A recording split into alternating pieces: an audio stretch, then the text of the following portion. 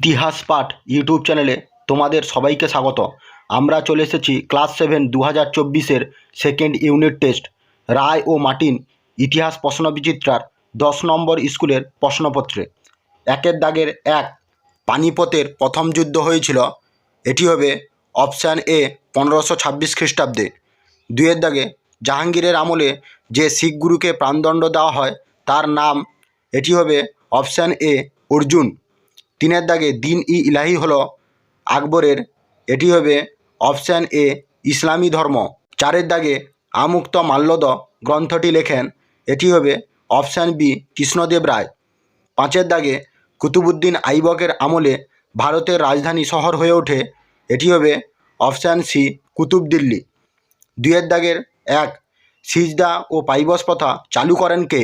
এটি হবে গিয়াসউদ্দিন বলবন। 2-এর দাগে ঔরঙ্গজেবের শাসনকালে কোন দুটি কৃষক বিদ্রোহ হয়েছিল? এটি হবে জাট বিদ্রোহ ও সতনামী বিদ্রোহ। 3-এর দাগে জিতল ও টঙ্কা কি? এটি হবে মুঘল আমলে রূপোর মুদ্রাকে টঙ্কা বলা হয় এবং তামার মুদ্রাকে জিতল বলা হয়। 4-এর দাগে বাংলার প্রথম স্বাধীন সুলতান কে ছিলেন? এটি হবে শামসুদ্দিন ইলিয়াস শাহ। 5-এর দাগে চৈতন্য ভাগবত গ্রন্থের রচয়িতা কে ছিলেন? এটি হবে বৃন্দাবন দাস।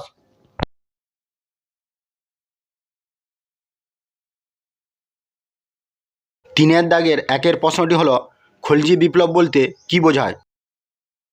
উত্তরটি হলো 1290 খ্রিস্টাব্দে জালালউদ্দিন খলজি গিয়াসউদ্দিন বলবনের বংশধর কাইকোবাদ ও তাঁর শিশুপুত্র কায়রুমার্সকে ক্ষমতাচ্যুত করে দিল্লির সুলতান হন। এই ঘটনাকে খলজি বিপ্লব বলা হয়। এই প্রশ্নটি ভালো করে দেখে নেবে। 3-এর দাগের 2-এর প্রশ্নটি হলো খানুয়ার যুদ্ধ কত খ্রিস্টাব্দে এবং কাদের মধ্যে হয়েছিল? এই যুদ্ধের ফল কি হয়েছিল? উত্তরটি হলো খানুয়ার যুদ্ধ 1527 খ্রিস্টাব্দে মুঘল বাদশাহ বাবর এবং মেওয়াড়ের রানা সংগ্রাম সিংহের মধ্যে হয়েছিল। এই যুদ্ধের ফল, খানুয়ার যুদ্ধে মুঘল বাদশাহ বাবর মেওয়াড়ের রানা সংগ্রাম সিংহকে পরাজিত করে জয়লাভ করেছিলেন। 3-এর দাগের 3-এর প্রশ্নটি হলো কুতুব দিল্লি বলতে কি বোঝায়? উত্তরটি হলো কুতুবুদ্দিন আইবক দিল্লিকে কেন্দ্র করে সুলতানি শাসন প্রতিষ্ঠা করেন। কুতুবুদ্দিন আইবকের আমলে প্রতিষ্ঠিত দিল্লি শহরকে কুতুব দিল্লি বলা হতো। এই প্রশ্নটি তোমরা ভালোভাবে দেখে নেবে। 4-এর দাগের 1-এর প্রশ্নটি হলো ইকতা ও ইকতাদার বলতে কি বোঝায়? এর উত্তরটি হলো দিল্লি সুলতানরা বিভিন্ন রাজ্য জয় করে তাঁদের সাম্রাজ্যের আয়তন বাড়িয়েছিলেন। সুলতানরা যেসব রাজ্য জয় করতেন সেই রাজ্যগুলিকে এক একটি প্রদেশ বলে ধরে নেওয়া হতো। সুলতানি আমলে এই প্রদেশগুলিকে ইকতা বলা হতো। ইকতাদার, সুলতানি সাম্রাজ্যের অধীন ইকতাগুলি থেকে কর আদায় করা ও শান্তি শৃঙ্খলা বজায় রাখার প্রয়োজন ছিল। ইকতা পরিচালনার দায়িত্ব পালন করতেন একজন সামরিক নেতা, তাকে ইকতাদার বলা হতো। এটি তোমরা ভালোভাবে দেখে নেবে। 4-এর দাগের 2-এর প্রশ্নটি হলো শেরশাহের সংস্কারমূলক কাজগুলি কি কি ছিল?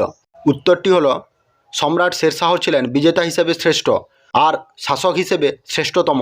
দিল্লির শাসক হিসেবে তিনি মাত্র 5 বছর রাজত্ব করেছিলেন, কিন্তু এই অল্প সময়ের মধ্যেই শাসন ব্যবস্থার সর্বত্র তিনি কৃতিত্বের স্বাক্ষর রেখেছিলেন। তার শাসন ব্যবস্থার মধ্যে অনেক মানবিক চিন্তার পরিচয় পাওয়া যায়। তার সংস্কারগুলি হলো 1 নম্বর হচ্ছে ভূমি রাজস্ব সংস্কার, 2 নম্বর হলো বিচার সংস্কার, 3 নম্বর হলো যোগাযোগ ব্যবস্থার ক্ষেত্রে তার সংস্কার, 4 নম্বর হচ্ছে ধর্মনীতি। তার এই সংস্কারগুলি পয়েন্ট আকারে দেওয়া আছে, তোমরা সবাই ভালোভাবে দেখে নেবে। 4-এর দাগের 3-এর প্রশ্নটি হলো টিকা লেখো দিন ই ইলাহি কি? উত্তরটি হলো সুলহিকুল বলতে বোঝায় সকলের প্রতি সহনশীলতা ও সকলের মধ্যে শান্তিপূর্ণ সহাবস্থান। এই আদর্শের ভিত্তিতে আকবর একটি ধর্মমত গড়ে তোলেন যা দিন ই ইলাহি নামে পরিচিত। এটি তোমরা ভালোভাবে দেখে নেবে। 4-এর দাগের 3-এর অথবার প্রশ্নটি হলো টিকা লেখো দুর্ভেদ্য একডালা দুর্গ। উত্তরটি হলো বাংলায় ইলিয়াস শাহের শাসনকালে গৌড়ের নিকটবর্তী একডালা দুর্গ ছিল বিশেষ উল্লেখযোগ্য। চিরামতি ও বালিয়া নামক গঙ্গার 2 শাখা নদী দুর্গটিকে বেষ্টন করেছিল। ফিরোজ শাহ তুগলক পাণ্ডু আক্রমণ করলে ইলিয়াস শাহ দুর্ভেদ্য একডালা দুর্গে আশ্রয় নেন।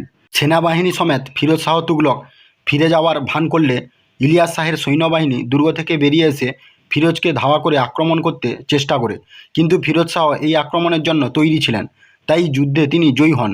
তবে দিল্লির সুলতান একডালা দুর্গ দখল করতে না পারায় বাংলায় ইলিয়াস শাহী শাসন বজায় থাকে। এই টিকাটি তোমরা ভালোভাবে দেখে নেবে।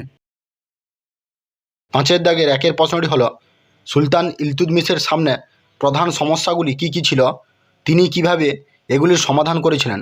উত্তরটি হলো, সুলতান ইলতুৎমিশ ছিলেন দিল্লির সুলতানি সাম্রাজ্যের প্রকৃত প্রতিষ্ঠাতা।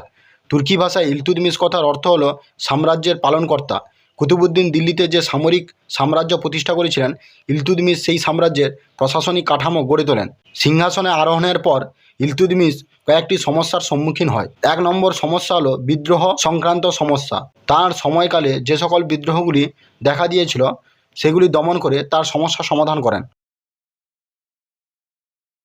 2 সিংহাসনের বৈধতা প্রতিষ্ঠা সংক্রান্ত সমস্যা। 3 মঙ্গল আক্রমণ সংক্রান্ত সমস্যা। 4 দিল্লিতে সুলতানি রাজবংশ প্রতিষ্ঠা সংক্রান্ত সমস্যা। ইলতুৎমিশ এই সমস্যাগুলির একে একে সমাধান করেন। এই পয়েন্টগুলি তোমরা ভালোভাবে দেখে নেবে। 5 দাগের 2 প্রশ্নটি হলো, মুঘল সম্রাট আকবরের রাজপুত নীতি সম্পর্কে আলোচনা করো। উত্তরটি হলো, মুঘল সম্রাট আকবরের কূটনৈতিক বিচক্ষণতার শ্রেষ্ঠ পরিচয় ছিল তার রাজপুত নীতি। ভারতীয় শৌর্যবীর্যের প্রতীক রাজপুতদের সঙ্গে সম্রাট আকবর মৈত্রীর সম্পর্ক তৈরি করতে সচেষ্ট ছিলেন। রাজপুতরাও মুঘল সাম্রাজ্যের শক্তিস্তম্ভে পরিণত হয়েছিল। রাজপুতদের উপর কর্তৃত্ব প্রতিষ্ঠার জন্য সম্রাট আকবর কয়েকটি নীতি অনুসরণ করেছিলেন। 1 নম্বর হলো বৈবাহিক সম্পর্কের নীতি। 2 নম্বর উচ্চ রাজপদে নিয়োগের নীতি। 3 নম্বর বিভিন্ন সুযোগ সুবিধা প্রদানের নীতি এবং 4 নম্বর হলো যুদ্ধনীতি। রাজপুতদের সম্পর্কে আকবরের যে গৃহীত নীতিগুলি রয়েছে সেগুলো তোমরা ভালোভাবে দেখে নেবে।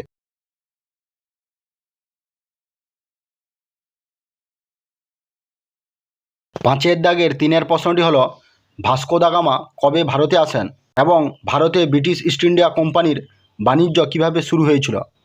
এর উত্তরটি হলো, ভাস্কো দা গামা 1498 খ্রিস্টাব্দে ভারতে দক্ষিণে মালাবার উপকূলের কালিকট বন্দরে এসেছিলেন। দ্বিতীয় উত্তরটি হলো, খ্রিস্টীয় সপ্তদশ শতকে ইউরোপীয় বণিকরা বাণিজ্য করার জন্য অনেক কোম্পানি তৈরি করেছিলেন। 1600 খ্রিস্টাব্দে ব্রিটিশরা লন্ডনে ব্রিটিশ ইস্ট ইন্ডিয়া কোম্পানি প্রতিষ্ঠা করেন। ব্রিটিশ ইস্ট ইন্ডিয়া কোম্পানির বণিকরা ভারতে মুঘল সম্রাটদের আমলে ব্যবসা বাণিজ্য শুরু করেছিল। ইংল্যান্ডের রাজা প্রথম জেমসের দূত হয়ে স্যার টমাস রো ভারতে এসেছিলেন। তখন ভারতের মুঘল সম্রাট ছিলেন জাহাঙ্গীর। টমাস রো জাহাঙ্গীরের রাজসভায় এসে ইস্ট ইন্ডিয়া কোম্পানির বাণিজ্য কুটির স্থাপনের আবেদন জানান। এই প্রশ্নটি তোমরা ভালোভাবে দেখে নেবে।